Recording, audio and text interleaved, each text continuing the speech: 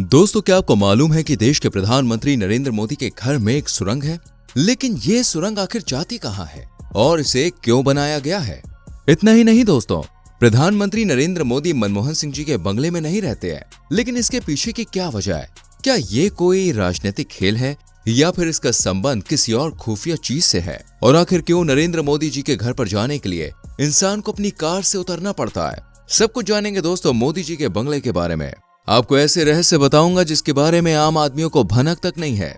Friends, ये बात तो आप मानेंगे कि मोदी जी अब तक के सभी प्रधानमंत्रियों में सबसे अलग है।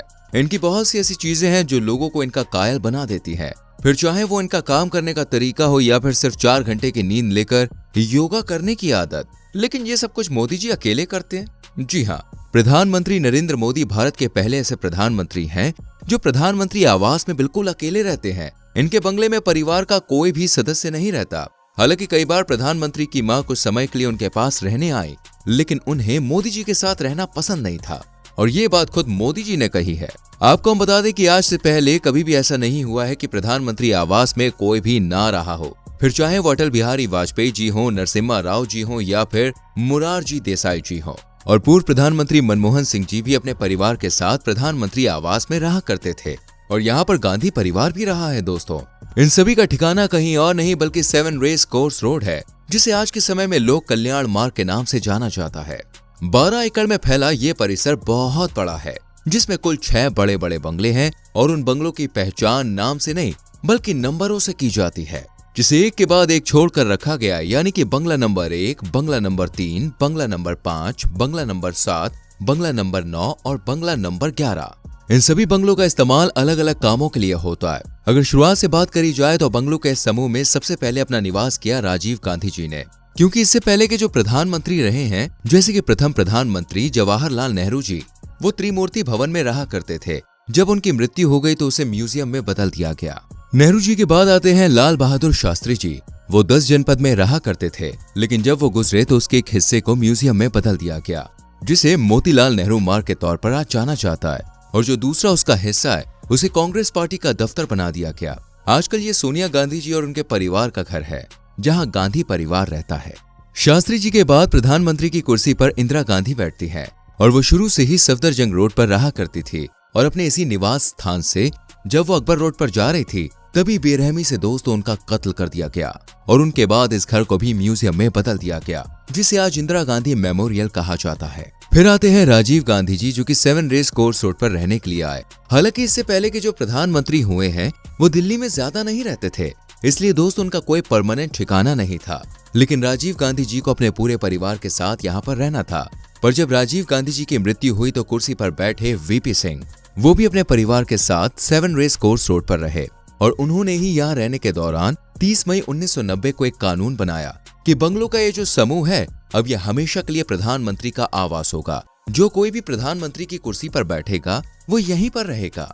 बंगले के इतिहास भूगोल के बारे में तो दोस्तों बहुत सी बातें हमने कर ली। अब जरा बंगले के अंदर झांक कर देखते हैं कि भैया इसके अंदर ऐसा क्या है कि इस जगह को देश के सबसे जरूरी इंसान का निवास स्थान बनाया गया है। वही वैसे तो बंगले के अंदर एग्जैक्टली कब क्या कौन सी चीज है ये तो आपको कोई भी नहीं बताएगा। यहाँ तक कि अगर आप बंगले के अंदर घुस भी जाते हैं ना, तब भी आपको बंगले की एक एक बारीकी नहीं पता चल पाएगी, क्योंकि ये सिक्योरिटी का मामला है। लेकिन हाँ दोस्तों, कुछ ऐसी जानकारियां हैं जिन्हें अखबारों में या फिर किताबों में लोगों के सामने जाहिर किया गया है, जिसके बारे में बहुत ही कम लोग जानते हैं। और इन किताबों से ही प्रधानमंत्री नरेंद्र मोदी के बंगले के बारे में काफी कुछ पता चलता है। पहली बात तो 7 रेस कोर्स रोड पर जो बंगले हैं दोस्तों, उन्हें रॉबर्ट टी रसेल ने डिजाइन किया था, जो नई दिल्ली को डिजाइन करने वाले आर्किटेक्ट एडवर्ड लुटियन के चेले थे। असल में दिल्ली को बसाने वाले लुटियन ही थे, जिसमें उन्होंने लोकसभा, राज्यसभा, केंद्र सरकार के घर, दफ्तर, इन सारी चीजों को बहुत अच्छे से डिजाइन किया, इनका निर्माण किया और यही कारण है कि बार बार लुटियंस दिल्ली भी कहा जाता है। अब दोस्तों, जब आप अशोका होटल के बगल में से होते हुए लोक कल्याण मार्ग पर पहुंचेंगे तो ये मोदी जी के घर तक जाने का सबसे आम रास्ता है। लेकिन इस आम रास्ते से जाने के लिए भी आपको बहुत खास होना पड़ता है, क्योंकि कोई भी साधारण इंसान मुंह उठाकर प्रधानमंत्री के बंगले में नहीं जा सकता। और मोदी जी के लिए तो यहाँ पर खास सुरंग बनाई गई है, जिसके बारे में अभी हम आपको बताने वाले हैं। लेकिन फ्रेंड्स, उससे पहले कि हम बंगलों के बारे में बात करें तो जैसे ही आप यहाँ पे दाखिल होंगे तो सबसे पहले 9 नंबर का बंगला आता है। यहाँ पर प्रधानमंत्री और उनके परिवार वालों की सुरक्षा करने वाले एसपीजी कमांडो रहते हैं, यानी कि स्पेशल प्रोटेक्शन ग्रुप, जिन्हें खास तौर पर प्रधानमंत्रियों की सुरक्षा के लिए बनाया गया था। और राजीव गांधी जी की हत्या के बाद ये भी तय किया गया कि जो पूर्व प्रधानमंत्री होंगे उनकी सुरक्षा भी एसपीजी कमांडो ही करेंगे। और यही कमांडोज हर उस मेहमान की अगवानी करते हैं जो प्रधानमंत्री के आवास में जाता है, जहां पहले तो ये लोग मेहमानों को रोकते हैं और उनकी कार किनारे लगवा दी जाती है। फिर मेहमान अपनी कार से उतरते हैं, हालांकि उससे पहले पहचान वगैरह हो जाती है। जो बंदा अंदर जा रहा है वो सही है या फिर नहीं है, कोई भी ऐसे अंदर नहीं जा सकता है, उसकी पूरी तलाशी ली जाती है। हर एक चीज की दोस्तों बहुत अच्छे से जांच होती है, तब कहीं जाकर एसपीजी कमांडो उन्हें अपनी गाड़ियों में बैठाते हैं और फिर अपनी ही गाड़ी में मेहमानों को अंदर लेकर जाते हैं। ये तो हुआ नंबर 9 का बंगला। फिर आता है नंबर 7 का बंगला। इसी के नाम पर प्रधानमंत्री का घर पहले 7 रेस कोर्स रोड कहलाता था।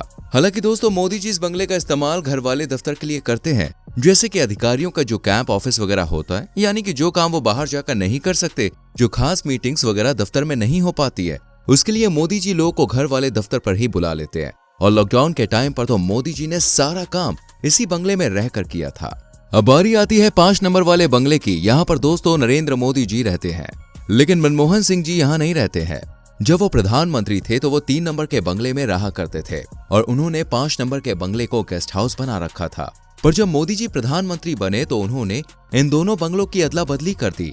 जो 5 नंबर का बंगला गेस्ट हाउस था उसे उन्होंने अपना निवास स्थान बना लिया और 3 नंबर वाले बंगले को दोस्तों इस वक्त गेस्ट हाउस के रूप में इस्तेमाल किया जाता है और यहीं पर प्रधानमंत्री के मेहमान रुकते हैं। वैसे अब कई लोग ये भी सोचते हैं कि मोदी जी तो 5 नंबर के बंगले में रहते हैं, उनका दफ्तर 7 नंबर के बंगले में है, तो क्या वो इन दोनों बंगलों की दूरी चलकर तय करते हैं या फिर गाड़ी में बैठकर इधर से उधर जाते हैं? तो दोस्तों इन दोनों में से एक भी चीज नहीं करी जाती है, क्योंकि एक ग्लास ट्यूब बना है। जी हाँ, उसी ग्लास ट्यूब के सहारे प्रधानमंत्री 5 नंबर के बंगले से फटाफट 7 नंबर के बंगले में पहुंच जाते हैं और किसी को पता भी नहीं चलता। और बंगला नंबर 1 भी दोस्तों बड़ा ही दिलचस्प है, क्योंकि यहाँ पर एक हेलीपैड है और इस बंगले के कंपाउंड में बने हेलीपैड से ही प्रधानमंत्री जी अपनी सवारी भरते हैं। और अगर उन्हें हेलीकॉप्टर से कहीं भी जाना हो तो वो कहीं और से नहीं बल्कि अपने इसी 1 नंबर के बंगले से उड़ते हैं और डायरेक्ट वहां पे पहुंच जाते हैं। अब जो आखिरी बंगला है यानी कि 11 नंबर का बंगला है, उसे सुरक्षा कारणों से अलग अलग चीजों में इस्तेमाल किया जाता है। कभी वहां पर कर्मचारी अपना काम करते हैं तो कभी कुछ खास चीजें वहां पे होती है। लेकिन जो सबसे ज्यादा दिलचस्प बात है वो है मोदी जी के घर से निकलने वाली सुरंग। आप यहाँ पे जाकर दोस्तों बिल्कुल हैरान हो जाएंगे।